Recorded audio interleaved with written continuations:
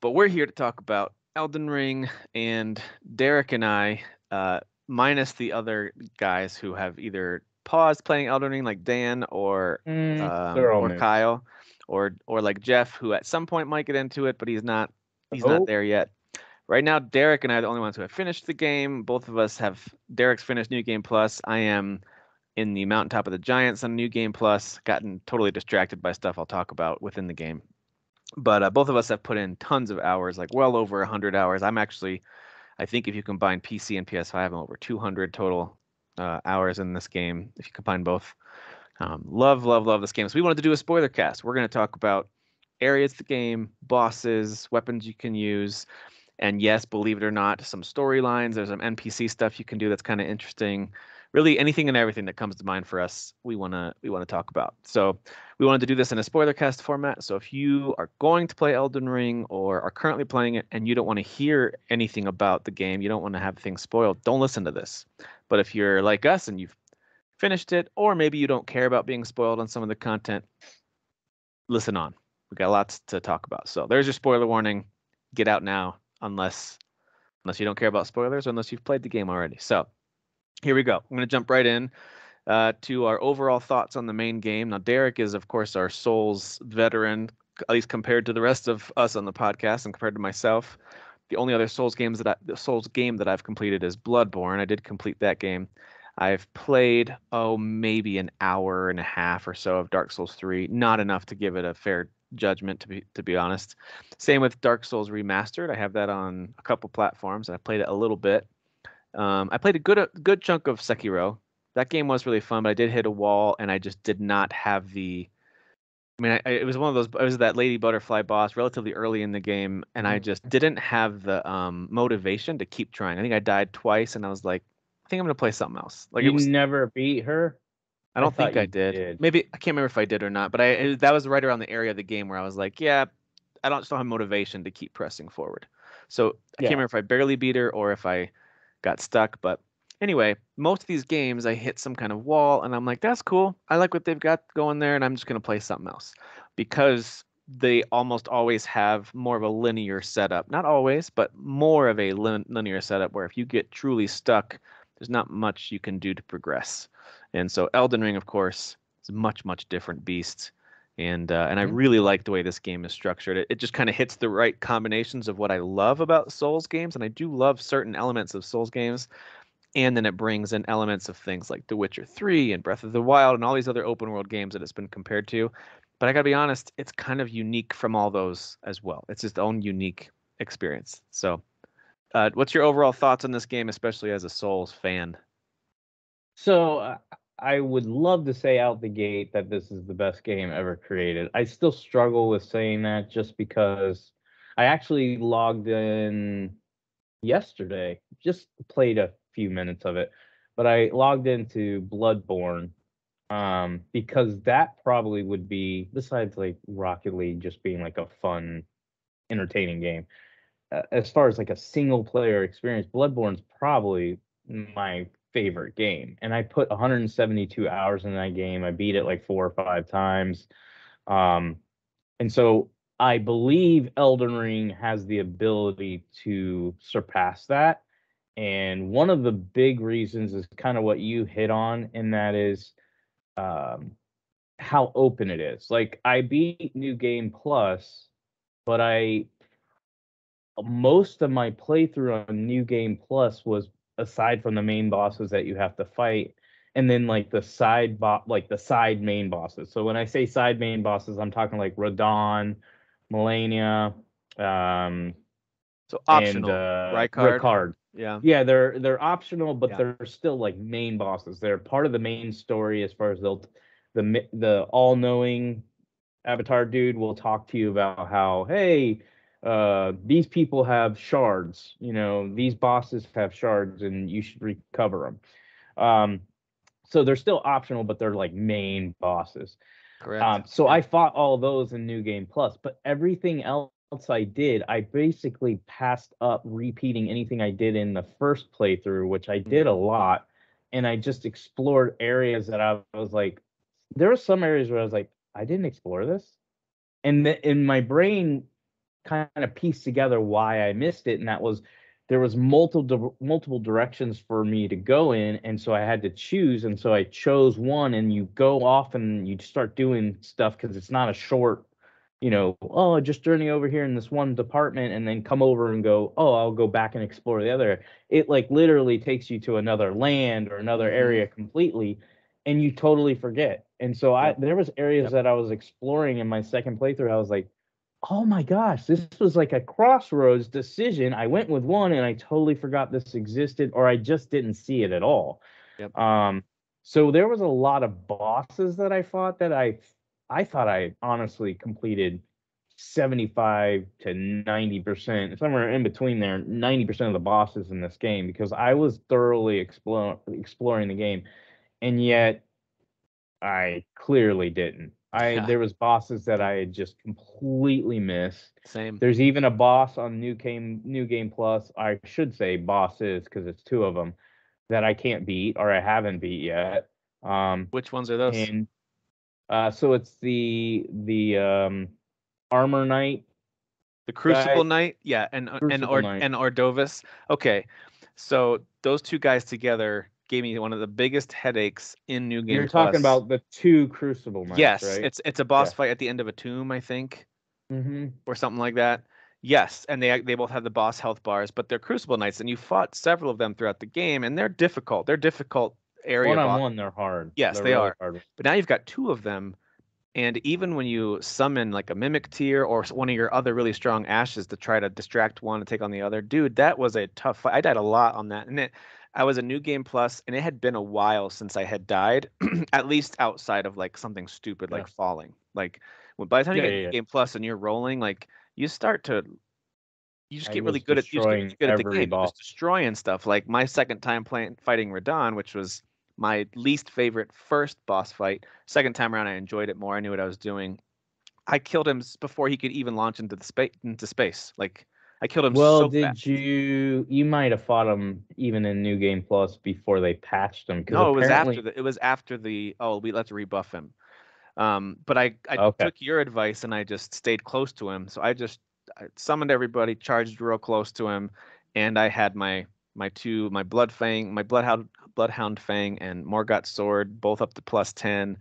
I pumped up my bleed damage and just destroyed him like way too fast. And I was like, oh, that wasn't quite as fun because it was only like a few series of hits and he was dead.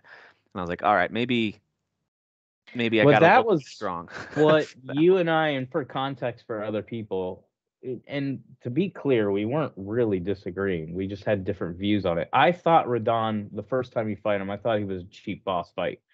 But again, I started following Fighting Cowboy on that boss fight, and he, in his first playthrough, this is cheap. But his opinion changed, and maybe he's an apologist, and maybe I'm an apologist, whatever. I don't care. But what he basically came to the conclusion of is, Radon's optional, and Radon is basically showing players that this game is different than the other Souls game because it's open world, that they're requiring you, before you fight this guy, to be a higher level. What I mean by that is you can fight Radon as the third, I think, main boss. I believe so. Which means by the time most people can get to him, they're usually about a level 50 to 70. The suggested level is probably in the 80s and 90s. And the reason even then he's going to be tough.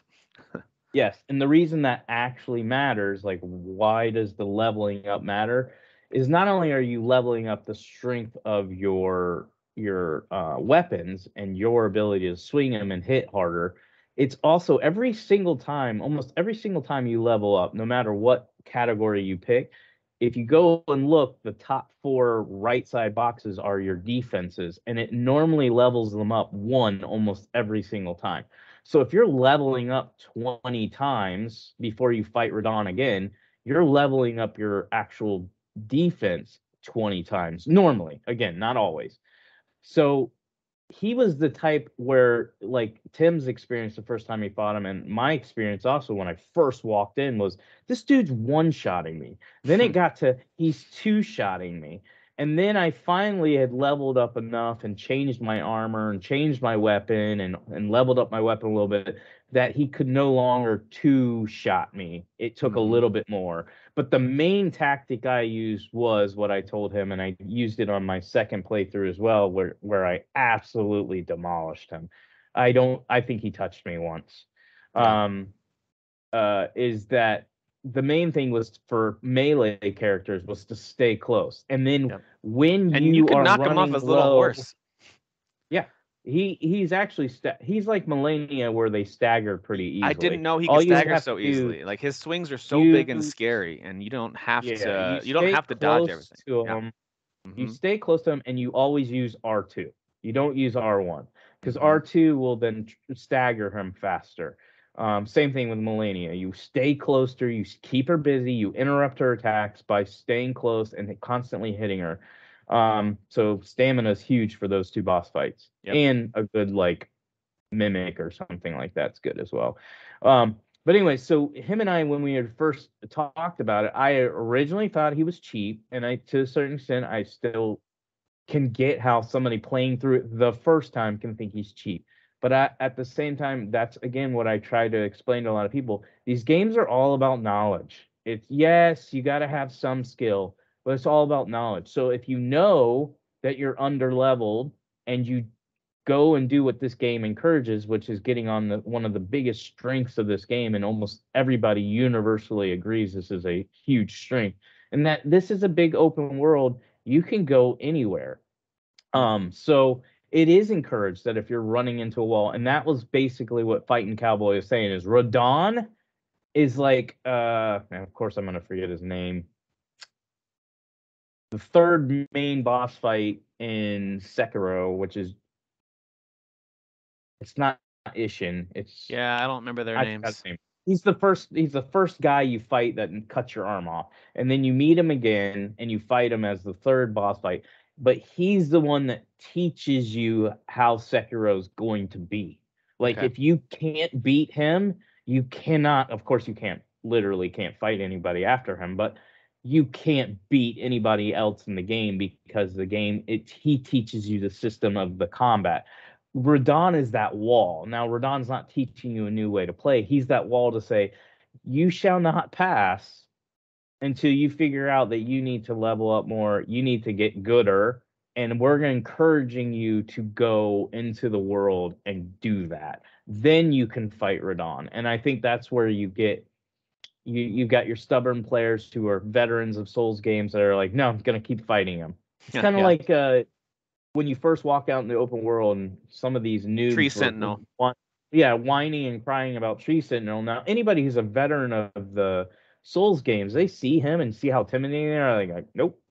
I Yep. mean, I might try once, and then when he one shots you, you're like, oh, he's there intentionally. This is what they do to just piss you off. He's just there to annoy you until you can come back and fight him. It's Or the it's same kind thing of I a think it's Radon. almost like a to me, yes, it could be there to just kind of like intimidate you and give you a welcome to the world. Sure, it could be that.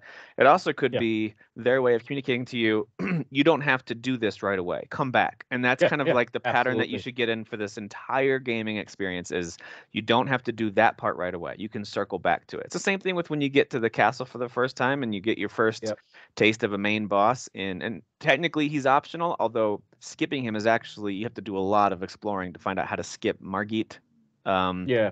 the Fell. He's also not that difficult of a boss fight. He is at first, but once you get his patterns, he's not too tough, and you can also summon an NPC and one of your ashes. So, and especially if you do wolves, now you've got four NPC characters technically fighting him, and especially if you're a ranged character, you can kill him pretty quick. So, all that to say, those those moments, it's okay to like, okay, I'm going to come back to him. I tried him a couple times. I'm going to get out of here and come back when I'm stronger. And so, and I like that. I think that really adds to the game, especially the fact that it's not just that you can go and grind. You don't just have to go to that one ruins section with guards and just grind there forever. I did that when I first started playing because I'm in the Souls mindset of what I remembered from Bloodborne and the Souls games, and that was a mistake. I spent too much time, probably a couple hours, my first playthrough, sitting at those ruins, just farming those guys to the point where they weren't really giving me like the returns Hmm. weren't really great. all I had to do was start exploring more, unlock more sites of grace. Oh, look, there's this gigantic carriage being pulled by these two giants. I could actually kill them before they can do much to me. And then there's like 1,000 runes each. And so I started Yeah. to figure some of this stuff out and then discover these tombs and then find these grave sites that were usually guarded by something, but each of them have these golden runes you can collect. I started to figure out the game is trying to tell you, sure, you can plow through, and if you want to go right to bosses, here they are, but also we're giving you a ton of rewards for exploring. And that's They my overall thought. My really, overall thought in the game is really how much I love the rewarding experience of reward. exploring. It's so Yep. rewarding to explore. Not every game does this. Not even some of my favorite open world games, even like The Witcher 3, where you can be rewarded for exploring for sure, but there's plenty of corners of the world that you'll finally get to that there's nothing there. And this game, there's very few corners. There are a few, but there's very few corners or underpasses or caves or whatever that don't reward you for Yeah. for checking it out. So that's my overall thought in the game is I loved the experience, the what's going to happen next. One of my favorite experiences throughout this game was when all of a sudden you realized you're hitting a new area and the title comes up and it's just like, whoa. It was that Breath of the Wild experience when you walk out of the cave and you kind Hmm. of see the whole world. That happened in this game probably 6 or 7 times where I was like, look at this red area called, how do you pronounce that? K-lid? That's weird. Look how creepy this is. And then it was the snowfields or the lakes or like you mentioned, these underground areas that you kind of had to do a side area of a side area of a side area. Next thing you know, I hit this area called the Deep Root Depths that just blew my mind. I was like, I didn't even know this Yeah. existed on my Nope. first playthrough. This is amazing. And I only found it because I found there's two ways to fight one main boss. He's an optional boss, but you can fight him two different places. One is up in the mausoleum, which is a little more Hmm. storyline based, and then one is way down under the city. You can fight him in this chapel and it is only because of a message left by another player that said to attack for a secret passage behind the treasure chest after you beat him. This thing lowers, and next thing I know, I'm traveling down through this very precarious tomb where these madness zombies are there shooting, trying to shoot me with madness, and then that eventually lands you into an entrance. It's again another secret you have to find of this area called Deep Root Depths. I had no idea it even existed, and it's a whole gigantic area with And new you bosses. didn't discover it until New Game Plus? Or it was either New Game Plus or it was after I beat the game and I was trying. I can't Okay. remember if it was, when you beat the game, you can continue to play your main playthrough Hmm. and keep just exploring. It might have been that before I started New Game Plus. I was trying to get everything before New Yeah, Game I Plus. try to do that too. Like I beat the game at, well, I don't remember I mean, my I beat the game. I hour. hadn't found the Lake of Rot yet. I hadn't found Deep Root Depths yet. Yeah. There was a number of areas I hadn't done yet, but I beat the main game and then I kept I exploring think for a I little think while. that may have been the same for me as far as Deep Root Rot, or not Deep Root Rot, but Deep Root Death. Yeah. I want to say it was after I beat the game, and I wanted to fight like all the what I consider big challenging bosses, Right. and there is one in there, and I was like, oh, let me go here. I've never been here, so um, but yeah, so for me, the biggest strength is definitely the reward system of the exploration, the big Agreed. open world. And when you first look at the map, you're like, oh wow, this is big. Then it just keeps opening up. I know. And then Yeah. from there, I think the thing that really shocked me the most was the very first time I went underground, because I took this elevator. And again, my initial thought process was, let me take this elevator because it's in the middle of like this forest area, and I'm like, it'll just take me to like a secret room or Mhm. secret cave or something real quick. And then I just kept exploring and kept Well, exploring and that kept elevator exploring. ride is crazy long, right? That for that Yes. seal for a river, it just keeps going down, down, And down. I just kept going, and then that's when I was like, I turned back and I was like, this is a whole new, like, this is like a different world. I got to get back on track, because again, like what I was saying earlier, and this really does happen to me all the time, where I have an agenda, I have a goal. Something Hmm. might sidetrack me for a little bit, and my plan is just to explore it real quick and then come back to my goal. And sometimes, a lot of times, you end up going into bigger areas than your brain thinks it's going to be. And so I Hmm. had to leave it, go do my goal, and then I came back and I was like, let me go back to that place. And then I found out it's just this big area, and Yeah. there's multiple other areas underground. So there's like not a full open world underground, but there's like four, I think, Mhm. main like hub big areas underground. I mean, Plus combined, they everything. probably equal one of the big main areas above ground, don't you think? If you combine them I all? think so. I Yeah. think so. And then there's probably 10 to 20 bosses down there Yep. through all the areas. Yep. And some of them are main bosses that reward you with nice stuff. And that's what I like.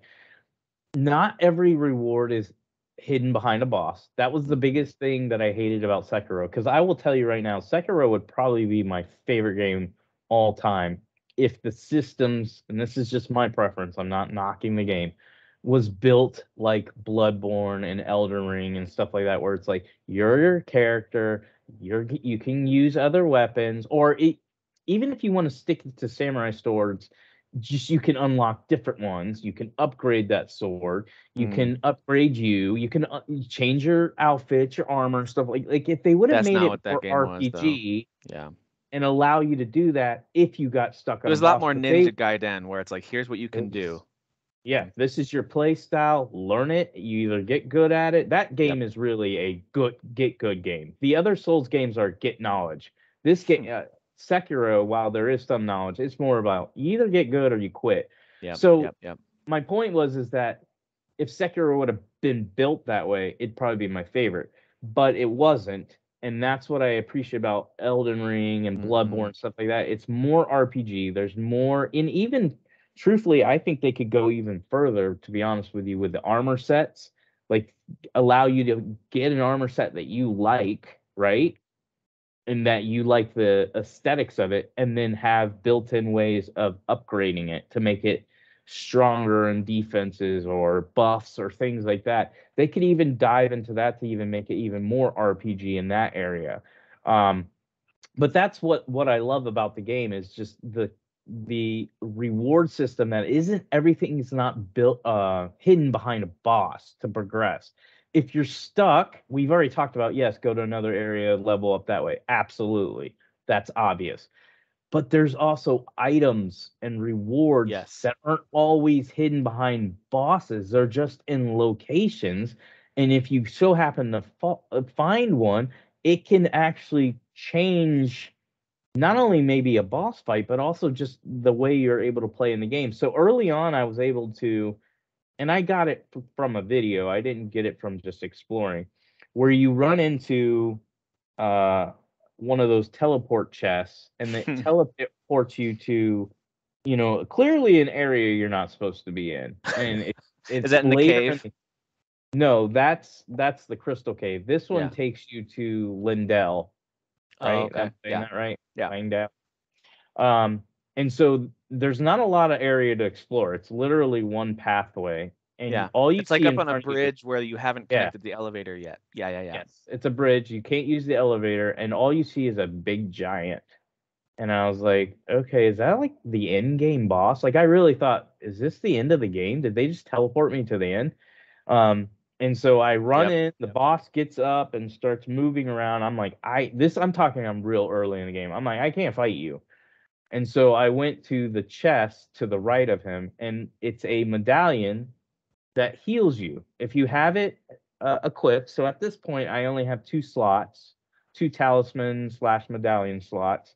I put that one in one of my slots, and it changed the way I was able to explore the castle because the castle, the Stormville castle, will beat you to hell. It's a nice entry into the game as far as there are a lot of terrible and regular enemies I'm talking about here. Um, and it makes exploring very difficult. But one of the things that medallion did is it allowed me to maybe just pause and let it heal. And it's little healing, but over time it doesn't take forever. You can fully heal as you just play the game instead of just trying to find a rest area. The other thing I think this game does really good that the other Souls games didn't do that I think was built in for noobs and for what you were talking about earlier, exploration, is the ability to wipe out a group of enemies and then all your flasks get restocked. They refill. So let's say you have 8 flasks and you'd use 4 or 5 of them and you're down to 3 or 4. If you wipe out a whole group of enemies, you'll hear the fill up sign, like you'll hear it, and then you look at your flash and you're like, oh, I have 7 flash, or I have 8 now. And that was to encourage you to explore and not go, well, I better go to the site of grace. I better run away. It's, hey, keep going. You did a good job wiping these guys out. Here you go. Now you can reheal again as you explore more. So exploration is a huge strength. Well, then, since we covered some of those, what do you think are some of the biggest weaknesses then, if you had to say? So for me, it's, and the reason why and I get why it's getting patched a lot, it's the balancing. The biggest weakness of the game is the exploits and the balancing, and I'm okay with the exploits. But when you're patching a game and after every patch you have something break or something become OP, and then your whole point of patching the game was to basically nerf stuff that was already OP. So I think they're having trouble with the amount of weapons, the amount of builds, because this game has a ridiculous amount of builds, amount of weapons, and considering all the enemies that their weaknesses and all that you're going to face, they're really struggling with the balancing of eliminating. Here's what I think they're struggling: eliminating people exploiting the game, whether it's playing it single player or in PvP, but also keeping the game still difficult while still honoring you as the player as you level up or you find a legendary weapon and stuff like that, still feeling more powerful. So I think the biggest weakness for me is the exploits, and that they're having trouble with, even with all these patches, to really make it. I don't do PvP, so I'm not complaining about PvP. I've heard people whine about PvP. I'm just talking about even single player experience. Like the way I beat the first playthrough, like obviously towards the end of the game, the way I wiped out all the bosses, like none of the bosses were challenging. Not even Melania. I think I beat her on my 3rd or 4th try, and maybe even less than that. As soon as I discovered through the internet Frost Stomp, everybody was a done deal. Right. And then they nerfed that. And I actually didn't know this. I didn't until I ran into Millennia and New Game Plus. I didn't realize that Swarm of Flies was OP. I personally was starting to use it because I had changed. At least it has been until now, right? Yeah, and I was just using it, and then I ran into Melania, and I was struggling with her. I was not using Swarm of Flies, so that's how you know I wasn't just like spamming this everywhere. But I was like, okay, let's try it on her and see if my mimic can keep her busy, and I just keep shooting him at her. Let's see if it does anything to her. And sure enough, she's just stunned all the time, and I'm interrupting her every time she wants to go into something. I'm like, ah. Now, in New Game Plus, my Mimic died. So in the second phase, I had to take her on. It is hard to send Swarm of Flies when she's constantly on you. So I did not cheese her to death the second playthrough, and it was a much, much more difficult fight. But I did beat her, I think, fair and square. But the point then it's all about that, just looking for those patterns, you know? Yes, still was an exploit. So I think they're having trouble balancing how to get players to get good, but also still be able to play their way without exploiting the game and making it noob. I mean, honestly, people that are like, this game's too difficult, not if you don't even have to play the game. If you just do a little bit of YouTube research and go, oh, if I get this weapon and level it up and level this up, oh, okay, I can wipe out every boss. All right, done. That's all you have to do.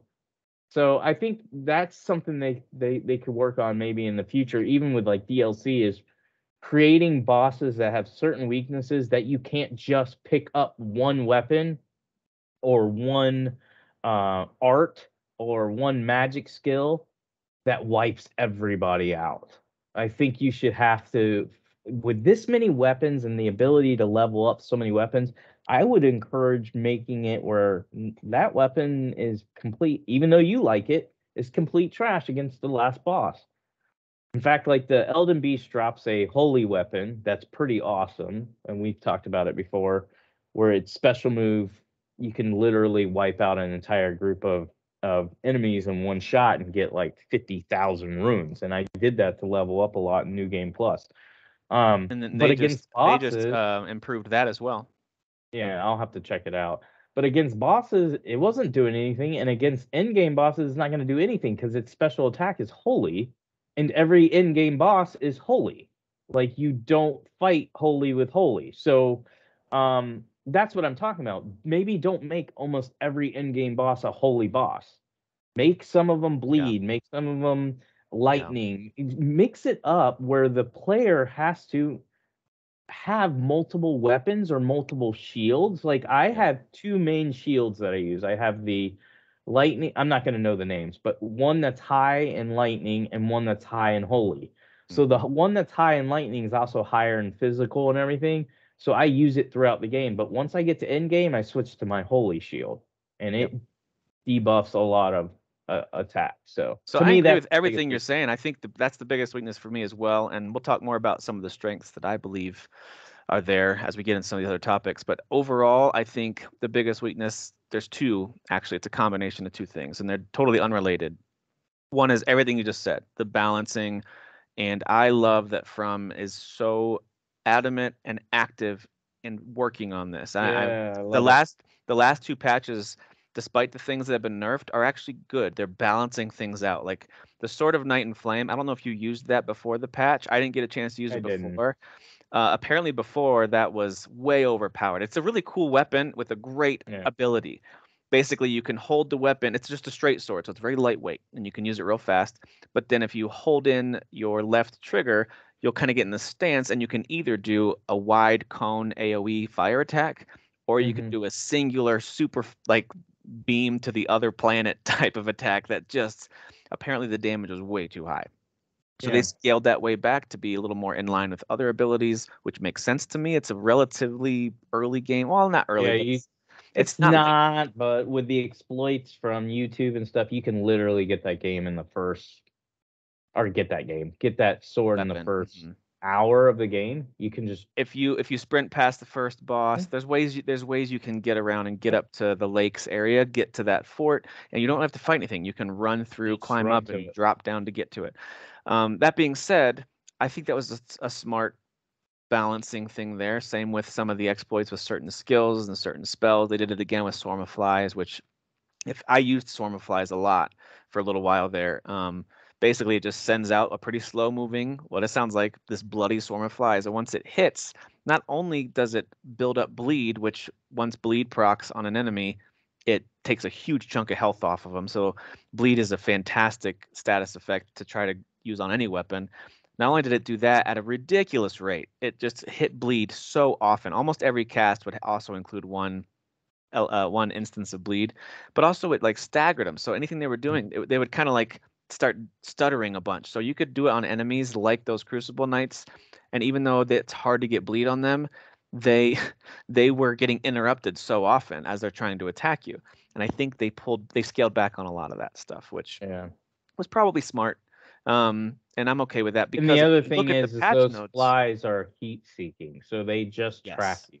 and So they it's have a long you can't range too. miss is the point. Yeah. Even though they're semi slow, they're always going to get to Yep. the enemy. So if they're OP in any way, you can't miss.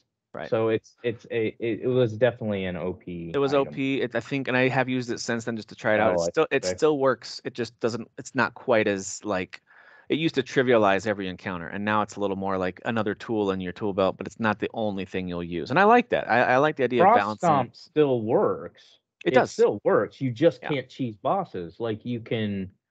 It definitely still worked on Melania. I would use it a little bit when I fought her the second time, but it really only worked in the first phase. The second phase, she was just too busy and all over the place. So I was like, this isn't gonna work. So Yeah.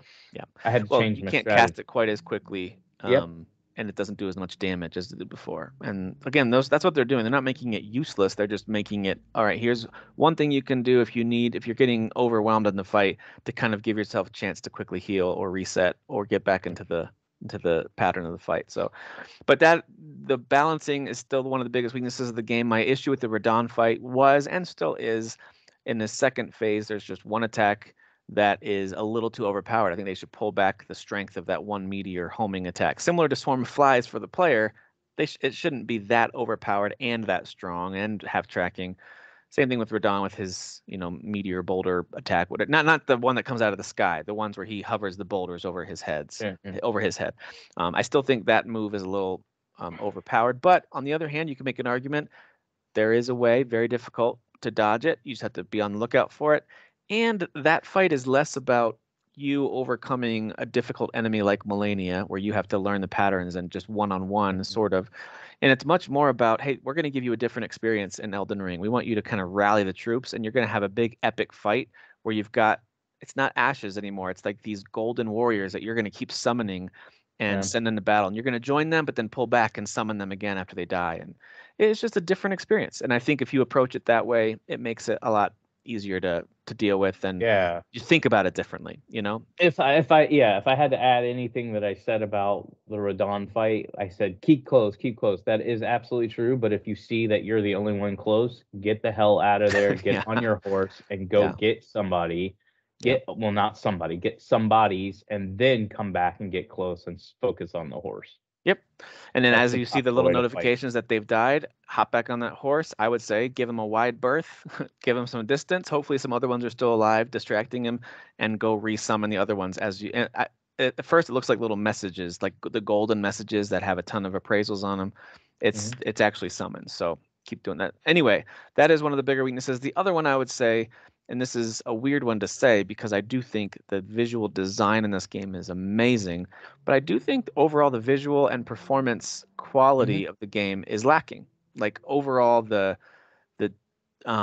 not the design, but just No, the art design the is art design great. is beautiful, but I the love it. just the technical ability of the game to really be super crisp and clear and feel like a current game, and the performance both on PC and PS5 I've had, and I'm not a frames per second snob. I'm really not, but I have noticed so many drops across my Hmm. experience on both PC and on PS5, and it's only a couple of times has it impacted my play, and that's when I'm platforming. And there was one time in particular playing on PC that trying to make some jumps, the game just decided right at that moment to kind of freeze up, and then it just did a super speed to catch up, and I died because it messed up my jump. So Yep. it's done that a few times. So I think some technical issues are the other weakness of the game, and I haven't seen that being addressed a lot. It says they're addressing some performance issues, but they're mostly trying to address bugs, like blatant bugs and balance at the moment, which is fine. And I would say because the game isn't broken, I'm fine with what they're focusing on. I do think they do need to patch it. I still have issues with I don't understand why FromSoft on PC in particular is just like 60 frames per second, that's all you can do. Like why? I bought a really expensive PC, so for a game like this, I should be doing 80 to 120 frames per second. Yeah. And I Yeah. can't. I don't even have the option unless I want to mod it. And I personally, while I've modded games before, I try to stay out of all that stuff. It's very Sure. confusing. It also makes me use the ezip or whatever bullzip crap. And I don't have a paid version of that, so I can't get very far on modding or anything. So it's just stuff like that. Like I wish they would patch in, let me play it at 120 frames per second, Agreed. fix the frame rate issues. I do think it's fixable. I don't know what is causing, especially on PC. Now I played like 3 hours on Series X. I played 130 hours on PC, and then I just started PS5. Okay. So I haven't played much on that. And I didn't really have any issues on Series X. Only again played 3 hours. And most of the time, there's two times that I see PC having technical issues. One, when you first start playing, it'll just like it's almost like the game's like, hey, we got to warm up first. Yeah, when And you then first log in yeah, and load up your game. Yes, I get that too. So I and almost then just after give it a that, minute to stretch out. yes, and then after that, it never bothers me until it's like a high traffic, like ton of stuff going on. Then Hmm. it'll jar. But I would go hours upon Sometimes hours, and between areas, I see it happen. Like if yeah. you're traversing to a new area, or even like a new section of an area, like into a lake when you were on Yeah. land, like things like that, I see it happening. but it wasn't happening for me as frequent as it was when I first logged in, and then I would Okay. play like 7 or 8 hours straight and not really run into it. And I was like, Right. okay, so this isn't it's not a broken, It's not broken. it's No. not broken, No. but it needs to be patched. So I would It agree, does. it is That's one a of the bigger technical weaknesses. Yeah. weakness. Like the Yeah. game overall really doesn't have, aside from technical issues, it really has no flaws. Like even the balancing thing is just, hey, we're just trying to fix You stuff won't because they notice the have too balancing much. stuff really unless you're really hardcore into PvP, which I am not. I've done a couple of I'm them, but not. it's not my thing. Or really once you advance super far into the game, where you start to experience bigger boss fights or trying out different builds and realizing, okay, this build is unbalanced to be too strong or too weak or whatever. So Yeah. you're not going to experience that for quite a while. And I think the visual thing is more about, back to our buddy Daniel talking about cliffs in that Tales of Arise All right. game. You know, I do think certain elements of this game, whether it's the cliffs or the landscape, whatever, there are times that I'm like, yeah, this looks pretty last gen. This doesn't look great. Like certain sections of grass or rock or whatever. Yeah. And then there's other sections that are incredibly detailed, and that's honestly they focused on the right stuff. If they were gonna detail out certain things like enemies and weapons and your armor and that kind of thing, and like inside when you're like in the academy or in round table hold, incredibly detailed, and it looks fantastic. It's more when you're Yeah. outside and there's certain areas that I'm like, well, this looks a little bland. But hey, even my favorite other open world games like Witcher 3 and Breath of the Wild, those had the same thing where there are certain areas that are like, well, this is pretty bland, and that's okay. So those are the weaknesses, and the fact that those are my two big weaknesses tell you that this game is mostly strengths. I mean, this game is so strong. And one of the areas that we thought going into the game that might be a different experience for Souls games is story. And although this game does not necessarily push a strong storyline on you that you need to follow, and there's twists and turns, not necessarily. There are Hmm. cutscenes, there's dialogue, but you don't have to pay attention to any of that, and you can have an absolute blast with this game. I never paid Or attention to a single thing. or you can pay attention to some of it, and some of it's actually kind of interesting. I'll just mention a few that come to mind. There's a side story of the character named Millicent. I don't know if you did her storyline with this guy named Gowry. So when you're in Caelid and you're going up towards that magician's town where the magicians are invisible till you get close. Hmm. I forget what it's, is that Celia town? Is that what that one is? I I think that's think what that. so. So you get to a shack that's guarded by one of those disgusting nightmare dogs. So you get to the shack, you talk to this guy. He asks you, "Hey, go up and find this young lady who needs help. She's infected with rot." So you work your way through the town. You solve the lighting the lanterns puzzle. You go up the mountain, find this church, and then she's laying there dying of rot. So Hmm. there's a little bit of back and forth. You got to go back to him and talk, go back to her and talk. You have to go find a special item from a boss in the swamp, and eventually you can help her start to heal using this special item, and then she'll show up in a few different areas. There's a boss fight she can help you with, but you'll also see her show up in pretty much all the areas until the end of the game. And then you can help her. There's a boss fight that you fight against one of those nasty tree ulcers, and then you can help her invade. And I won't say who it. Well, it's a spoiler cast, so I'll just say it. Yeah, say. You help her invade essentially her sisters because her storyline is all about her family, and she's trying to figure out who is she in relationship to Melania as well as her sisters. And so they attack her, and you can go help her out, or you can help kill her. You have a choice. And then even after that fight's over, this is something I learned online. I didn't do this myself, but if you fall off the ledge in the wrong way to go talk to her, you can actually land on her and kill her because she's so weakened after that fight. Hmm. Um, but the idea there is you can get her final item, which is a great talisman. There's actually two different things you can choose from. One is either you kill her or you help her, and both of those are like, I think it's the kind of things where once you get a bunch of hits in a row, it builds up your attack power. It's one of those types of talismans, which is really handy. Um, but storylines like that, and then you find out her tie to Melania, and I believe it's her daughter, and so it's just kind of an interesting connection that Hmm. this girl who is just this one-armed girl dying of rot, who you eventually give this prosthetic arm to, and you help her fight off her sisters, and then she does end up dying anyway because she decides she doesn't want to live um, with this, without. Oh, sorry, I thought I heard someone knocking.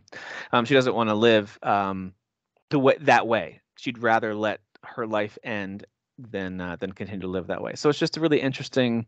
I thought it was an interesting story for a game that I don't really care about story, to be honest with you. Well, and I think that's what it actually does. So no, it's not like a Horizon Forbidden West where you're like, hey, there's this big overarching story that every cutscene is like, let's talk it through. Let's explain to the player what's going on, Right. and here's the next step. Like that's what the most games do. They're like, go from here to here, and then you experience a story. No, it doesn't do that. Yes, it has cutscenes, but I think it's more of the stories within the story that are more interesting. Yep. I didn't do Maleficent or whatever hers, but I Millicent, did yeah. actually. I actually watched on YouTube what it was, because the only reason why I watched it is because I was like, I well, believe does she it's. give me? I think it's Melania's daughter. Sorry if I got that wrong, but again, like Derek's saying right I now, actually it's thought hard to you were follow. going to. I thought you were going to help her to actually get her to fight Melania. Yeah. And then when I saw how it ended, I was like, oh, well, I don't want to do this. I'm not You know what's doing that. crazy is it's actually the ending of her story happens right near the Melania boss fight. Like that's the Yeah. closest site of Grace, really. And Hmm. so that's weird for me. I thought she'd be a summonable help, but the item you get after that actually allows you to go back after you beat the Melania fight, and there's that big scarlet rot flower that's in place after you Hmm. beat Melania, and you use that item there. Now you get one of those ancient stones. Yep. So it's worth it for It's the totally worth it. reward. So they totally It's worth it because the reward you. storyline is somewhat interesting. Again, Yeah. with the caveat that like it's very lightweight and it's told through just a few little dialogue options, and you really need to follow a guide because it's not obvious where to go to see her. Now, the two updates ago, FromSoft added little NPC markers on the map. So if you really pay attention and look for her, you probably could find her without any guide. But I recommend if you want to go through certain storylines like hers or Nefeli's, if you want to go through their storylines, just follow a guide. And and they'll even So tell you some stuff. Hey, make sure you do this before this moment. Otherwise, you'll miss out. They'll tell you that too. so this is okay. So I would put this in a weakness, not Yeah, to jump back one, but this that's has fine. to do with quest lines anyways. Um, So I think what they should do, even though they want that Breath of the Wild type feel, and anybody who's watched our show at all knows the biggest reason I love these games is the mystery. So Yeah. I'm never gonna tell FromSoft, please just reveal everything or handwrite it out for me. I like the mysteries. I like running into random things. I like seeing stuff in other people's videos that I'm like, I didn't see that. I didn't experience that. I want to see that. I want to experience it. So I like all that. That being said, I think for these quest lines, like the only quest line I've done is Ranny's, and holy crap, unless you follow a guide, It's there's no. tough. I Yeah. don't know how anybody could ever follow it on their own without somebody going, go here, talk to this person, fight that person, do this, blah, blah, blah. Because it's all over the place. Yep. They don't tell you, like, they'll tell you where somebody's going to be. But in her quest, there's actually one point where they say this person's going to be somewhere, but he actually isn't there. He Mhm. actually, like, goes to jail or something. I don't know what it was. But I I was know what you're like, talking about, and I just want to talk about that real quick before we yeah, forget. There's a part of Ronnie's quest line where you're supposed to meet Blythe, who's her knight, who's been put in, like, turned into this wolf, basically, this wolf knight guy. Anyway, um, coolest and looking character in the game, in he my looks opinion. awesome, and his armor that which you can get is amazing. It's really cool, and it's pretty strong too. So anyway, you help him. There's a early part of the game where you can actually meet him in the Mistwoods. You hear someone howling. I don't know if you did that before, but you can actually hear something howling in the Mistwoods. You go to the snap your finger emote, which you get from the very first merchant.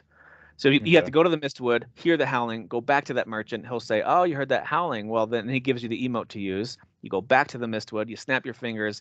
Blythe hops down and talks to you, and essentially just tells you where to go next. So then you go to the Bloodhound Evergall, and he's there and basically talks about how you need to defeat this guy. Whatever. You can't have him come help you, but there's a storyline around that Evergall with the Bloodhound Hmm. there. So yeah, that's the first time you can meet him. Then you Who meet him has the best weapon in the game? who has easily one of the best weapons, definitely the best curved great sword in the game. And then you go back to Ronnie's tower later on in the game, and he's there. You find out he's essentially like her right hand man, like he's devoted his life to serving her. and he'll meet you down in the Seofer River if you go there at the right timing. But if you don't, you find out that EG, the big giant blacksmith guy, he's Mm-hmm. locked Blythe up in that same Evergold where the Bloodhound was. He's got him trapped there.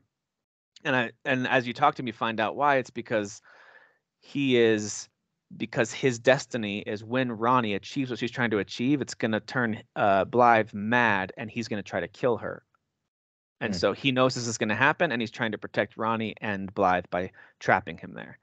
So you can go there, you can set him free, and then after you complete Ronnie's storyline, you go back to her tower, and Blythe is actually sitting there on her doorstep, and he's gone mad, and he attacks you, and that's how you can get his armor, because he's like, EG was right, he goes crazy. So like that storyline right there, I just told you, it's going to be one of those things that without a guide, you're never going to experience it. It's told in some very like vague and subtle ways through just conversations with characters. But I will admit, despite the fact that this game is not going to win like best story for me, it does a better job at telling these cool mythological type stories than we realize. If you think about it like mythology, like Zeus and some of So I those think stories, and I they think it's very interesting. should recap that stuff, meaning that you should have a journal. Like I've said this from the beginning too. Yeah. So the suggestion by people that reviewed the game, and a certain guy I absolutely hate in the game industry, like I hate you, dude. I'm not gonna say your name, but I hate you. But he's like, you should take literal notes, and I'm I know like, exactly who you're talking about now that you did that voice. no, I'm not gonna take literal notes. This is where I think the game is already a job in itself, a fun job. Let me state that. I'm not going to take notes. I don't listen to cutscenes. You think I'm going to take notes? That's not happening. So I think there should be, whenever you start a quest line, there should be a little journal of what you've done so far. Or It even doesn't just the necessarily, dialogue, right? What if it's just the dialogue yes, that you've that's what I'm saying. It doesn't necessarily have to say, she's here, let me mark it on your map. You could just simply say, this was the conversation you had. And in every conversation, they subtly tell you where they're going to be or where you might run into them next. So if that is journaled for you, then you have a general idea of, oh, that's right, I was doing Rainey's quest. What's the last thing I did? Because I've been distracted for 3 hours. What's the last thing I did? Oh, okay. Oh, I spoke to Blythe here. He's going to be potentially here. I'm going to go there. Yep. That's what they could have done, and I think they should do.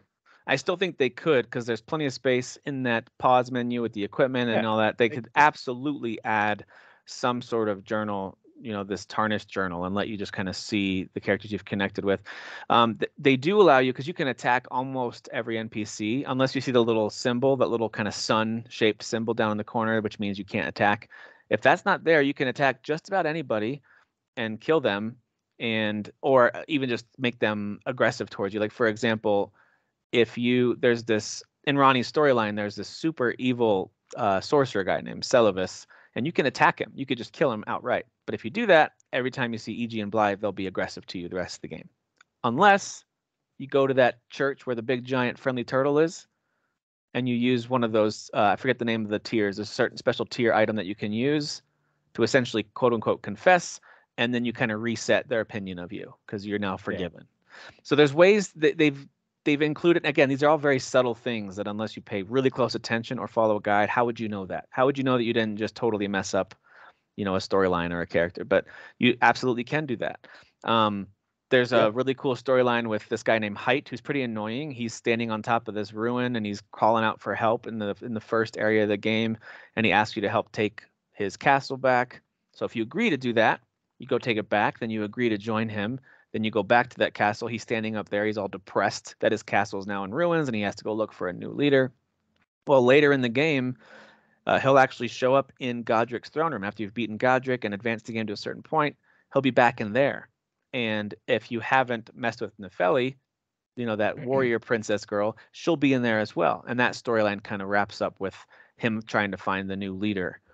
So there's some really cool pieces, and again, that gives you an ancient stone to upgrade your weapon, so it's worth it just for that, if nothing else. Yeah, that's one of the things they had to patch in, because I didn't understand. I kept trying to run her quest line. I forgot her name, Nefeli or whatever, and it just kind of ended. She was just, I gave her something that I thought would make her happy, and then she just never did anything. If you talk to Celovus, that evil sorcerer, he'll give you a potion and say, go give it to Nefeli. If you give it to her, it turns her into his puppet, and she no longer can move or talk or do anything. I didn't. I gave it to her dad, Yeah, or so you give it to that guy. we Yep. tricked the dude And or then if you go whatever. back to Celovus, I just discovered this on New Game Plus. You go back to Celovus, he's convinced that you gave it to her and it just didn't Yeah. work. So he's going to refine the formula. You keep talking to him, he'll eventually tell you his goal is to give Ronnie something similar. And if they can kill a demigod, then he'll have some kind of ultimate power. And so if you can convince him that you're on his side, he'll give you something to give Ronnie. And then you talk to him again and he'll give you a really awesome talisman if you're a magic user. It'll like boost all of your magic attacks.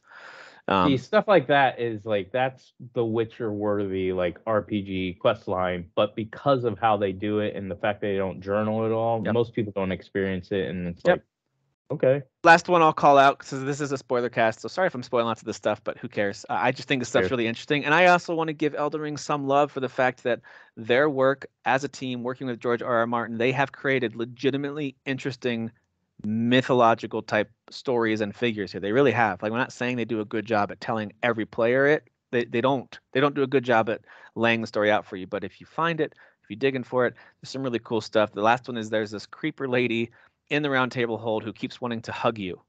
And when she does, it gives you an item in your inventory, which, by the way, use that item because it'll keep your vigor like down a couple points permanently if you just hold on to it. Like for as long as that item's in your inventory, your vigor, I think, it might just be down 1 or 2 points. It's not a lot, but you have a It's little a bit. significant amount in the early game, which It's is a little bit less health, right? when she did that to me, and I was like, what the heck? So you just use it, and it gives you a temporary boost, and it goes away. And then every time you hug her, or she holds you, or whatever, that item comes up again. So just keep using it to get rid of it. But eventually, she'll give you this dagger. I think you told me this originally. She'll give you a dagger that you give to this character named D, who's sitting in the round table hold. And after after some time passes, he will be dead. She'll be standing over his body, and she'll disappear, and then you can get his armor, which is really good armor. That's how I beat Radon. Yeah, it's really good armor. But that storyline isn't over there.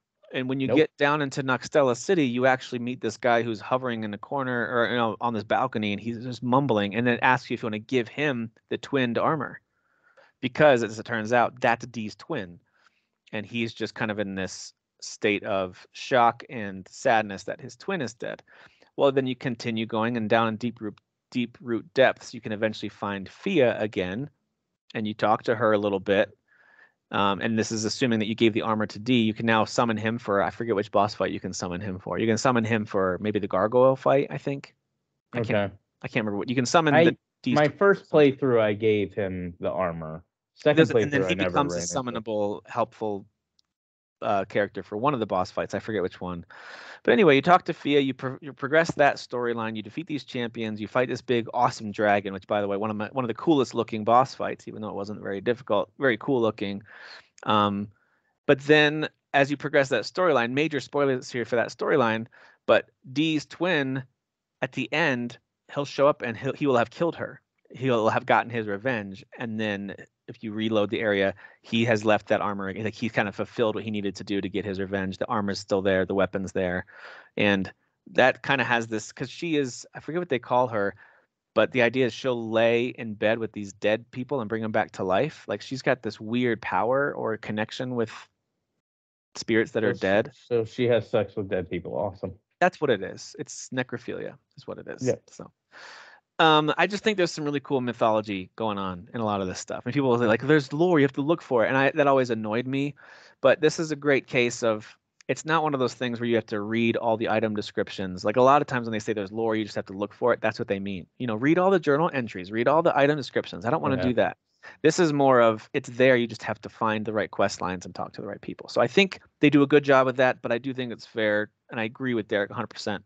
That is one of the weaknesses of the game, is there's so much work and depth put into these characters and these storylines, and they almost hide it from you. So I guess on the one hand, you could say, yeah, but it rewards you for finding it. Okay, but I think it's at the detriment of the experience for a lot of people who won't see that stuff unless they go out of their way to look for it. So that is a weakness. But I also we already talked about a bunch of these areas. I think that the game has so many awesome actual areas. Yeah. So it starts, of course, in Limgrave, this kind of grasslands with some beaches, and then it opens up from there. The first very different area I stumbled upon was Caelid, which is like this red clay, all these nasty rotten growths You just everywhere. know by the design of it, it's a bad place. Whoa, it looks like how I would imagine hell looking for the most part. I mean, there's creepier areas in the game, but that area was a very like it just kind of struck me like, whoa, this is way different. So I liked that area a lot. I thought it was really they did a good job with the design there. But um, what were your favorite and maybe least favorite areas of the game? Well, my least favorite, but not because of design or anything, was Haligtree because it's the biggest pain in the butt in the game. And the funny thing is that's completely optional. And even the way to get to the Haligtree is a mystery. Yeah. In fact, in New Game Plus, because first of all, there's a certain assassin who will one-shot you while you're trying to unlock the mystery to how to get to the Haligtree. Oh, okay. Yeah. Yeah.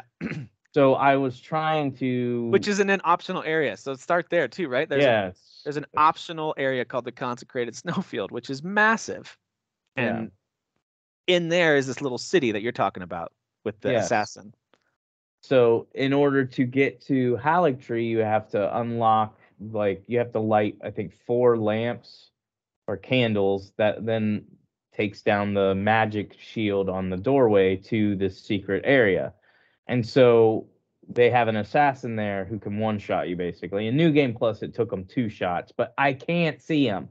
So even though I wore the assassin's gear and tried to approach it differently than the first time I played in that area, he still was a pain in my butt. I even had the like golden like wave special move that I would just randomly do just to see if I hit him. And I did hit him like 3 or 4 times, but it barely did any damage to him or her. Yeah. It's a good Because I crowd think control. It's not good for singular enemies. so. I was like, oh my gosh, this guy girl is the most annoying thing. I was like, this game is sometimes really Okay, annoying so in we talked that about this area. before, and I want to throw this out there. You know, there's a torch you can get to reveal his location. I think we talked about this briefly, but if you go to I think it's the Hermit, it's whatever merchant is just north of the city. So the Okay. Lanedale capital city, there's a merchant just north of there, and I think there's even one of those nasty night birds you can fight near him. Anyway, there's a merchant there. There should be a site of grace right beside him, and you can buy a torch from. I think it's called the Sentry Torch. There's some kind of special torch you can buy from him, and if you keep that equipped, let's say you've got your Bloodhound Fang, for example, and you got your Hmm. torch, then just two-hand your Bloodhound Fang or whatever your weapon of choice is. Your torch will then stay on your back, and it will continue to do what it's supposed to do. And that is, it reveals any invisible enemies near you, Oh, including okay. those guys. Now, you still have to get relatively close to them. So I still recommend using the Black Assassin armor or whatever that's called, and stay crouched and sneak around. But that torch will reveal where they are, which makes that Okay. part much better. See, I'm still learning stuff. That ended up being annoying was my point, and it was That is annoying. terrible. Yeah. And then you finally, so you've already unlocked one secret area. Then you unlock the secret area in the city Mm-hmm. to take you to Haligtree, and that area is completely optional. The boss is completely optional, and the boss is Melania, which are the main boss is Melania, who is the collector's edition statue. So when you buy this game, if you buy the collector's edition, you're buying this cool looking boss That you might that never is see. completely optional Not only and optional, but is hard to find. very very difficult to find. Yeah. So again, imagine if we didn't have the internet. Imagine if we didn't have YouTube. You had no way. It would only be word of mouth. So many people would miss You this have to type of buy one of stuff. those old guides. You ever buy like a physical guide for games back in the day? You have to buy one of those, you know? Yes. Um, So, anyway, so that area is actually to me the best and worst because it was like mm, a cool. I like that it was layered behind so many secrets. Again, as somebody who likes the mysteries and the secrets, but yeah, also I hated it because it was just a god awful experience. It yeah. was a really bad experience. The second time was better than the first time, mainly because I knew what was coming, but it was still difficult. Like I tried to Mm, fight the rot tree right by a site of grace before you really go into like the sewer tunnels where Melania is.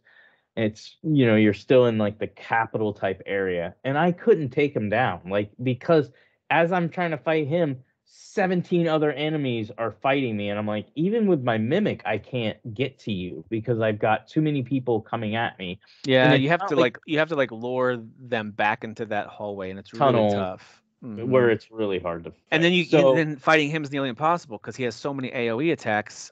So that one took me a lot of tries too. Yeah. so I just actually quit. I was like, you're not So that important. I Just didn't another. like the tree, right? When you start up on the branches and work your way down, that's where I ended up losing the most runes in my whole experience. It's because I would have dumb fall moments. Yeah. Yeah. I And still don't like that. I would build up to like 200,000 or whatever, and then fall, and then try to get back to it, and then either get Fall. cheap shotted or fall again. And then like, great, there goes all those runes. So that I didn't like that. But I would say in general, my least favorite, and it's not because the design. To your point, I like the design of every area. I don't think there was one area that I don't like the design of.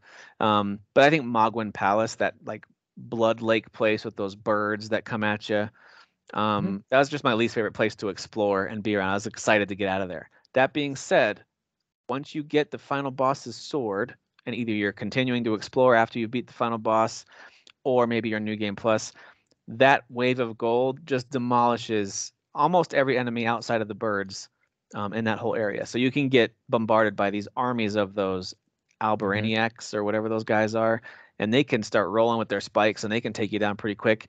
You just use that wave of gold if you've got the right stats for it. Like if you have enough faith, you can just wipe them all out one shot. Just kill them all. It's Yeah. fantastic. So I do like that, but that area in general I just didn't find to be super fun to It's explore. actually my least favorite area. The only reason why I'm there is to just grind and level It's up. great for leveling up. Yes. Yes, but as an area to explore, it's terrible. It's not just because it's I didn't like hard. the design of the layout I of it. just I didn't didn't like the like layout. the layout of it, and it's not that big. There's like two main areas you can go. There's like an outside area, and then there's like an inside area that's Yeah. completely black. And there Mhm. wasn't a lot to it. Yeah. And then after you get out of the black area, you just come to an outside area, and it's the boss fight. So Right. it felt more like a like almost like a cave. Yep. It's not literally a cave, but like a cave rather than a new location. There just wasn't a Yeah. lot to it. Yeah. I also didn't like the Lake of Rot as an experience. I thought it looked really cool and really intimidating, and you have to kind of run through this rot that's like knee deep and keep raising platforms to progress through there. But that was pretty annoying because I used up so many items trying to heal from rot, so I didn't like that as much either. But I liked the rest of it. I loved the city of Haligtree before you get to Melania or whatever that's called. Like the what do they? It's not the. It's like the base of the Haligtree, whatever they call that. That kind of fortress that you journey through once you finish the tree. I thought that was really cool. Yeah. I thought the underground cities like Nokstella and Nokron both looked amazing. And were fun to. Truthfully, I just like the open air. As far as aesthetics, I like the open areas. I like the forest greens. I Yeah. like traveling in a land that makes me feel like I'm on a journey. Yeah. And Yeah. those are my favorite areas is the beginning of the game. And I think that's intentional. I think they know. I'm Yeah. sure they've done some data research that are like It's people inviting. like people like to be feel like they're on a journey. They like to Yep. be out in the open green world and explore. And so that's where they start you, and I absolutely love it. I thought the Uh, academy design was pretty amazing. Almost like going through Hogwarts, basically, is what that's it like. really was, yeah. So I thought the I think design there's there a was lot good of too. great areas. I think everything. It's just my personal favorite is the opening area, That's cool. Limgrave. It's Yeah. awesome. And it's a fun one to revisit too. Especially when you start New Game Plus again, it kind of feels like, all right, I'm back, and that's kind of fun to re-explore some of that stuff. We already talked about boss fights a little bit. I think Yeah. it's fair to say that you know things like Radon, you could complain about it, and I certainly did my fair share of complaining. I still don't think it's designed perfectly, but it's very unique. But I What think were some, your favorite boss fights? We'll just do that. We won't talk about best and worst boss fights, but like, yeah, who's your favorite boss? um, that's a good question because they kind of fall into categories like the Margit and Godric and Margot and Godfrey fights. They're all very similar. They just have different move sets. They're kind of Mhm. similar type enemies. So That's a tough one. Melania was not my favorite. I admire it for what it is, but boy, that fight makes me angry because it was so tough for me to finally beat her. So I'm gonna go with Renala, and it's a relatively easy fight, but I just liked the design of it. I liked the stage. I liked the first stage where you go into this library and you got to find the weak spots to hit and then make her fall, and then you Mhm. do damage, and then you warp. Once you finish that phase, you go to the next phase where you warp into this kind of ethereal plane where you now have to do a full-on magic battle. So I think that one was just well designed and pretty cool. That was one of my favorite ones, and it's not too My, difficult either. Once you kind of get into the groove, you're like, all right, I liked it. It was very satisfying. my two favorite would be both in the arena right before the end boss, and that's is it Margot, not Hmm. Margit, but Margot, and then Yeah, Godric. yeah. Either Godric Or or Godfrey. Godfrey with a Godfrey. lion on his back. Yeah, Yeah, yeah. So I liked both of those arena battles because I really felt like I was in the middle of an arena, and it would have been cool if there was like people watching and cheering and stuff because that's the epicness I felt of each fight. They were yeah. all over the place, especially Margot was absolutely crazy.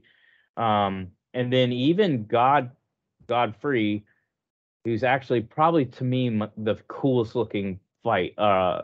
coolest looking boss. Like I And the especially with the second lion. phase was epic too, right? Yeah, Yeah, where you think the lion he's gonna like maybe like bring the lion down to help him, instead he just tears him apart. yeah. And He goes says, "You've after. served me well," and it just destroys it. Yes, and then just goes in beast mode. So Yeah, those are two, probably my two favorite. I think the reason why I say Radon and Melania are my two favorite, but they're really not, is because they were the most difficult and they're yeah, the ones that felt the most like, holy crap, I did this. Whereas the other two that I mentioned that I actually think are the coolest, I beat both of them in both new game, in both my playthroughs on the first try. I yeah, never yeah, lost yeah. either one of them.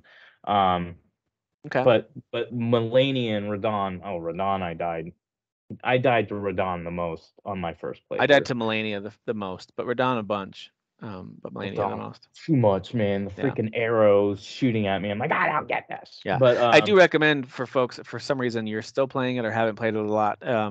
It's one of those things where if you know a boss fight's coming, use all the runes you can. Get down to like as few runes as you can. That way yep. you can just fight the boss fight and not worry about collecting them every time. That's nothing to me.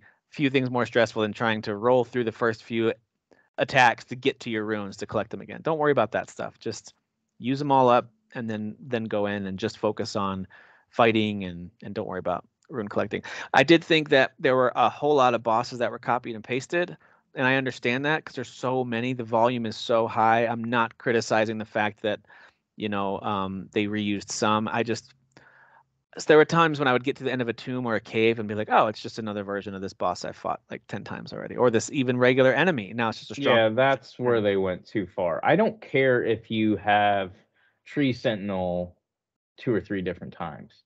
But when I'm fighting Tree Sentinel and he's annoying 18 billion different times, I'm like, okay, you're going a little too far. Yeah. Um, Yeah. And then, especially the one Tree Sentinel battle where I had to fight him off horseback, and I was like, Hmm. okay. And he has Yeah. the ability to like shoot fire and lightning at you, and Yeah. his lightning's like heat seeking. I was like, okay, you're going too far. Um, but when you have to fight like trees 80 gazillion times or the dogs in the caves 70 billion times, like that's when I think they just went a little too far. It overall, I get reusing, and I totally would if I was making a game this big too, I and would then have just done have, more than they did. Yeah. yeah, I would have different variations of it. So Yeah. there's still like, I think in the game there's like 150 maybe 200 bosses. I don't know the exact number, but it's a high number. It is a lot. If you eliminate the reuses, you still have probably 70 or 80 different boss Unique, totally designs unique. Hmm. that are completely unique. Yep. Yep. So Yep. they did an absolutely amazing job. And again, this is hats off to the design here of trying to get new players in. Because what's the most intimidating part of a Souls game? The bosses. That's all everybody Yep. talks about. I can't beat this boss. Blah blah blah blah blah. So if they give you a bunch of like weaker bosses, that builds up what? Confidence is what I told Yep. you is all about this game. This game is about knowledge, which equals confidence. And if you can build on that, to me, I'm getting into the pro tips area of this. conversation, but that's the most important thing is collecting data, building up that confidence. And once you Yeah. build it up, yes, you're still going to get wrecked. I still get wrecked, but I don't get wrecked and go, I don't think this game's possible. And then Mm. get mad and go online and talk about how Souls games are overrated, even though you're really just trash. Like, if you'll learn how to play the game Yeah. and you'll take the time to learn the RPG systems of it and explore the world and build up your confidence, start with easier bosses, learn their patterns. And once you do that, I think that's where you'll get to realize the beauty of this game. I really Yeah. think this is like I thought Breath of the Wild was special. I really did. I put a lot Same. of hours into Breath of the Wild, but to Yep. me, I never really went back and wanted to play Breath of the Wild. I did start it a second time, but I didn't get far, and that's because I think its faults were a little more glaring the second time, Mm. because it is more empty and there isn't as much to do, and the combat isn't as fun, and there isn't a really great reward system in that game. I feel like again, while these are two different games, so I'm not comparing them as far as Breath of the Wild should be like Elden Right. Ring. Not Right. saying that. I'm just saying Elden Rings and Breath of the Wild do share a lot of things as far as how the open world is designed and how they want you to explore. I just feel like Elden Ring absolutely nails rewarding players and They giving you do. that hook to go, well, why don't you just keep playing? Because you'll probably run into something else and then get something cool. Yeah. Yeah. And I think something that probably you want to touch on, and if you want to end it on this, is that each time you unlock new weapons or new gear or something like that, you can create new builds, which makes Right. you feel like you're playing a totally different game, even though you're really playing the same game because your entire approach to bosses and enemies and all that changes. Yeah, So that's if where you to want to me the talk about difference with Breath of the Wild comes into play, and that is that you play that game the same way if you play it again. I could see the interest in revisiting that game. I played it all the way through once, found as much as I could, and I honestly haven't touched it since then. So it's that, yeah, been what 5 years or maybe 5 years. less than that since because I think I played it through that whole summer. So about 4.5 years since I've turned on that game at all. And I just didn't see much motivation to revisit it because there's really only one main way to play that game. I guess you could say, well, this time I used a lot more arrows compared to swords. All right, fine. Or, because that game has weapons that break, which is a whole different conversation. I'm so glad Elden Ring doesn't have Yeah. weapons that break. But anyway, I think there's a lot of differences there, and that's one of the things that makes Elden Ring and what's hooked me so deeply right now is the different ways you can build your character and build around weapons, build around a skill, build around whatever you want to build around. Maybe you want to do a lot of jumping attacks. You can build a whole um, your stats and the weapons you have and the armor you use and the talismans you use around jump attacks or around being sneaky and backstabbing or around being a stagger machine where you just smash things until they fall over.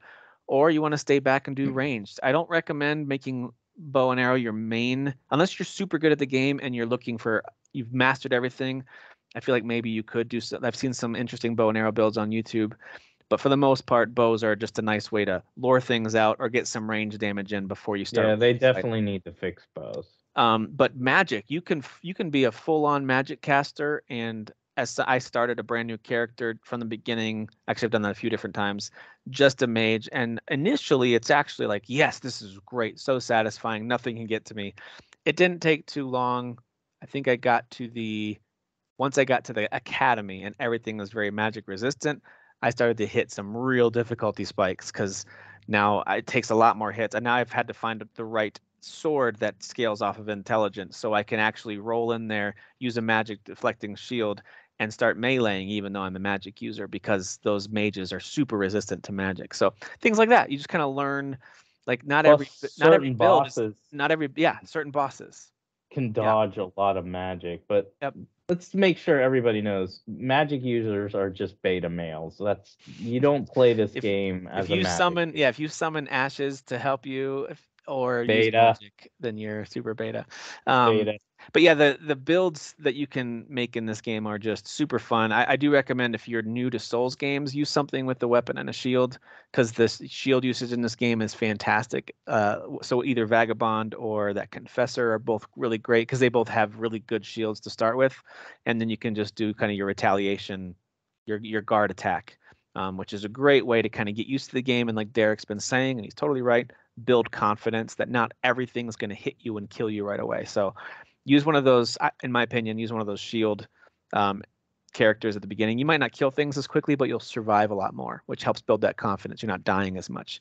As you get better, maybe then jump into things like warrior or samurai, where it's all about fast damage before they can get you back. And then of course after that, then I would go with mage, because while mage is, you can get all the way through past Godric with mage and feel pretty good about yourself, and then you're going to start hitting some difficulty spikes after that, I think. Yeah. Um, Well, and they do a good job. That's one area where I did get them on, balancing and stuff like that. If you yeah, consider all the different ways you can play this game, yeah, samurai, magic, or strictly melee, where you're a counter player, it's all the bosses are balanced where, yeah, you're going to be weaker against some, stronger against others, but it is possible. Like, yes, you don't have to respec your entire character like I did on some bosses, because I was like, "Oh, my character's screwed." Well, you're really not. You you're just, not. again, you Just just pay have to attention to your stats.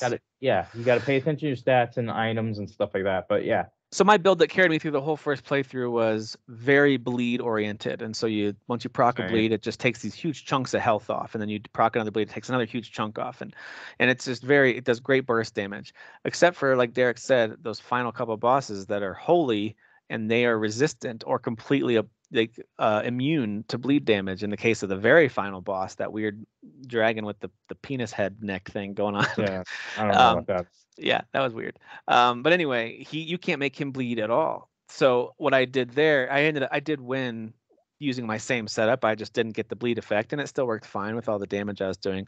Um, but one of my favorite builds outside of that, I just wanted to share this one, is if you get, there's two twin blades that I got, and you can dual wield those. By the way, if you dual wield the same weapon type, you do what's called power stancing. And now if you hit your L1 or LB to attack, that does a whole new series of attacks as opposed to just using your R1 and your R2. So I thought that was a really cool thing. I guess I was reading about that. Dark Souls 2 introduced that, I think. This idea of power stancing with the same weapon types. So I found that to be really beneficial. And so I used two twin blades. One of them is the Godskin Peeler, which is a weapon that you get from the Godskin Nobles. I forget which one gives it to you. One of them drops the Godskin. Oh no, it's the skinny one up by the creepy village Yeah, when you're on Altus Plateau. You beat him up by the we windmills. didn't even talk about that place. That was probably one of the coolest places. That was Oh, cool. yeah, that's like that midsummer. Oh, Mhm. it's so creepy up there, and people are laughing while they want to. It's creepy, and they're dancing around. Anyway, so you get the Godskin Peeler. I turn that into a frost weapon, and I just use Cold Mist on that. So I throw out Cold Mist. It enchants your weapon with frost, and because it's twin blade, every swing just with that right hand hits twice. So it'll hit with the upswing and the downswing. And Mhm. if you do a jump attack, it's going to hit 4 times. Da-doom, like 4 times. And then on the left hand, another twin blade. This time I used Eleonora's blade. She's a character you get if you follow this guy, this NPC Yura's storyline. He's the guy at the beginning who warns you about the dragon at the first lake. But if you follow his storyline, you'll get invaded eventually by Eleonora, how you say her name, and she has this twin blade that has flame and bleed damage on it. So the way this works, to kind of summarize, is the one on your right hand is inflicting frostbite, and that will stay on and make them weak for a while. Unless they get hit with a flame attack, it'll reset frostbite. What frostbite does is it does huge burst damage, just like bleed. And Mhm. so as soon as you inflict frostbite, a big chunk of their damage comes off. And with your other blade, you're hitting them with flame, it resets frostbite, and then you do it again. You just keep doing frost, flame, frost, flame, frost, flame. And it's surprisingly effective. These huge bursts of damage, and then you hit a little bit, and then a huge burst of damage, because it just keeps resetting that damage. So I was using these twin blades and just jump attack, swing an attack, and then rolling away, and then run in, jump attack again. And with the right talismans, I mean, I was just crushing stuff. That was one of my favorite ones, because I felt kind of like a Sith a little bit with my glowing twin blades. Um, Yeah, but it was a that lot sounds of fun. fun, and it was a different way of playing, because I was used to playing very heavy curved great swords, and I was used to that. This was much quicker, much faster, lots of spin moves and stuff. Very, very cool. Really liked that one. If you want some help or guides with builds, there's some really great content creators out there. Fighting Cowboy is a good example, although a lot of times there you can actually watch him experiment with builds. He'll do like live streams that are hours Yeah. and hours long, and that can be very entertaining and helpful. I also like content creators Uh, who keep it short, 10, 15 minutes. One of my favorites is called Fextra Life, and they have one of the better wikis out there too. If you Google most Elden Ring things, they're the best for all Souls games. they have the amazing wiki, but they also have a great YouTube channel where they're putting out, for the most part, daily videos on various RPGs. Right now, they're putting out almost daily new build guides, and they'll have you at early game, mid game, late game, and end game build. So it'll be like, here's how to start, here's level 50, here's level 100, here's level 150 builds, and they give them all names. It feels very, you were talking about RPG. It feels like a role-playing game with classes. Like they're creating classes for you to go after. Like here's how to build the Colossus Knight. Here's how to build the Okay. Death Mage and stuff like that. So very, very cool. Highly recommend following those guys. One quick thing I'll say, if you're going to play this game, watch out for trap chests, or in one case, a trap Iron Maiden. I don't know if you experienced that one. It's at the bottom of the.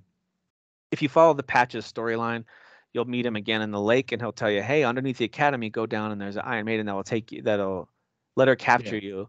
And if you do that, she'll actually send you to a pretty difficult to get out of place in the Volcano Manor.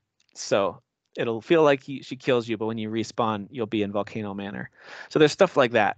Yeah, I did that on New Game Plus. I Yep. didn't follow his quest, but I went down to the Volcano Manor and had to fight the boss fight Yep. that she takes me to.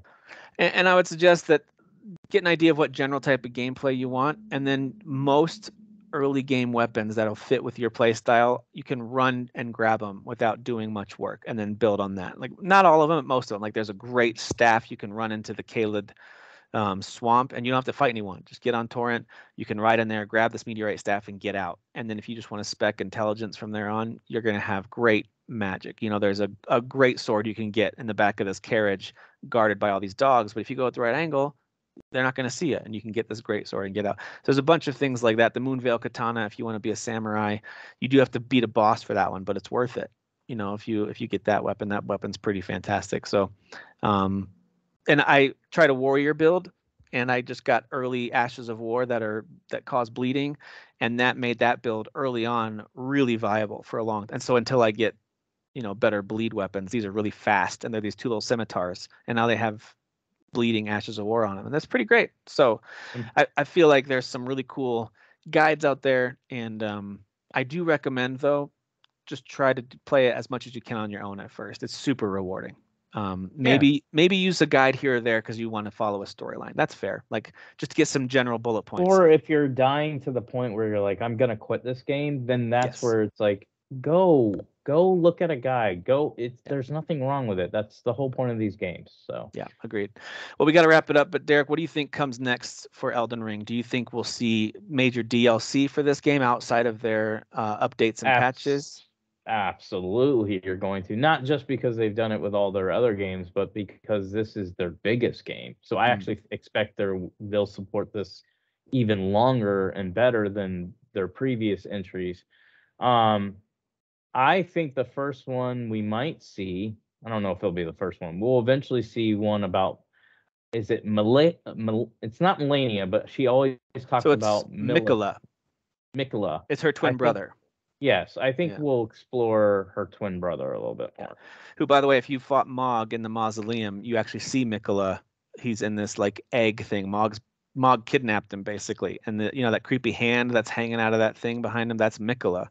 But I've seen this online too. There's a lot of dialogue that hints at the fact that he's not dead. But Oh, I doubt it. I doubt it. so yeah, I think that'd be it. That's a good guess. We could see some Mikola DLC. You know In what's fact, funny is, that's probably foreshadowing. I didn't know that was him. mhm, So that's probably foreshadowing of they purposely put him there to let you know he'll be, especially with how much she talks about him, mhm. he'll be in the game. Yep, I think so too. Um, I forget all the reasoning for Mog. There's a whole storyline behind why Mog took Mikola. I forget all the details there, but what's interesting is as we've talked about these different areas, these optional areas, even that whole Halleck tree, that feels like it could have been DLC. Like they kept that part of the game locked off for a while, and then buy the season pass, and then in June you get the Halleck tree DLC, and it's this whole new massive area with amazing bosses and new visuals. Like a lot of this, like the depth, deep root depths. A lot of these areas feel like add-ons that they decided to include in the game because they're so optional. It's very much like talk to this person, find this key, go on this elevator, and then boom, here's a new area. It feels like they included what could have been a ton of DLC and they included it in the main game, which I think is just awesome that Which again, they they did that. deserve, I think, even more respect for that. As a person who's been gaming for a long time, and I see a lot of people whining and complaining about, you only sold me 70% of the game but charged me full price. This game really does feel like it's kind of like The Witcher 3. There's Mm, certain games where I'm like, I feel like I owe you more. for So I real. Yeah. don't mind buying you multiple times. Yeah. So I That's why bought I I bought it bought on the game for PS5. Yeah.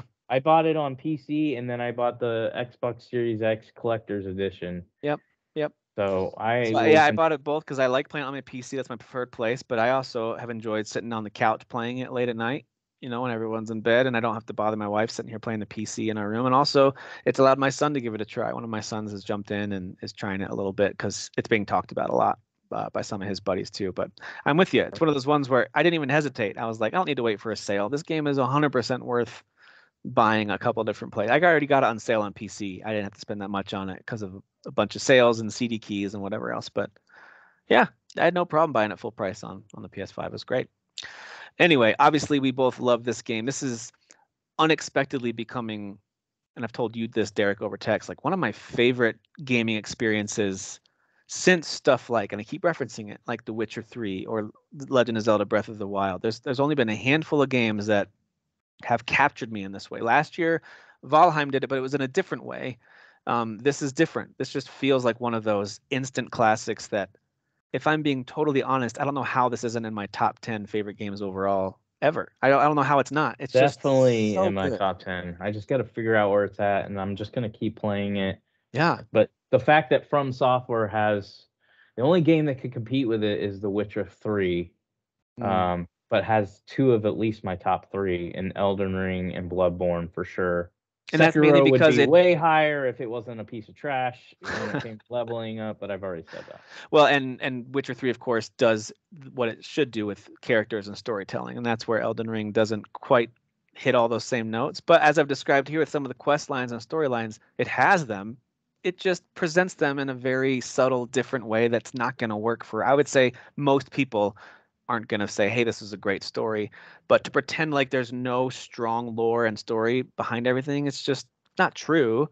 They just choose to present it in a very different. That's how I would describe, like, and again, we're gonna close, but that's to me what I think they could do with these games is The Witcher 3, if you really look at its overarching story, is it really that good? And I'm not Mm, going back and going, it's terrible, blah blah. I'm not trying to be a try hard woke person, but it's not amazing. It's not just it's like not unique, that's for sure, right? it's a You've got the simple, yeah, it's a Empire. simple Hmm. story of there's some mystery to it. There's some you're basically just going on a journey. You're trying to find Right. somebody and you're trying to find out why they're not around and all that. So there's a lot of mystery to it. But the thing that made the game special, besides being fun to play and all the RPG elements of it, was the stories within the story. And that's what I think they could have done better with Elden Ring is they could have been like, we're gonna have this overarching story that they had, make it a little less confusing, make it a little more straightforward. And then the main focus is going to be the stories within the stories. And we're going to have a journal for those. We're going to help guide you a little bit, at least recap it. And to me, that would have made people, I think, in the story department, anybody who's just playing this for gameplay, they don't care about this. But Yeah. in the story department, they could have been like, yeah, this is legit. This is probably one of the greatest games ever made in all areas. Yeah. So Agreed. I think they Agreed. could have done. Well, thanks for taking time to chat about this one. If this is something that those who are listening and following us on YouTube are interested in more of, we'll be happy to sit and talk more Elden Ring. I think we were both trying to stay high level and summarize, and we still talked for over an hour and a half. So I think Yeah. there's plenty more we could talk about if that's what you guys want. So let us know if you want more content like this. And if we don't hear Like, anything, we'll assume subscribe, and comment smash below. that like button. All right. Well, thank you, Derek. Thanks for taking time to chat about this. And thank you all for watching and listening. We'll see you.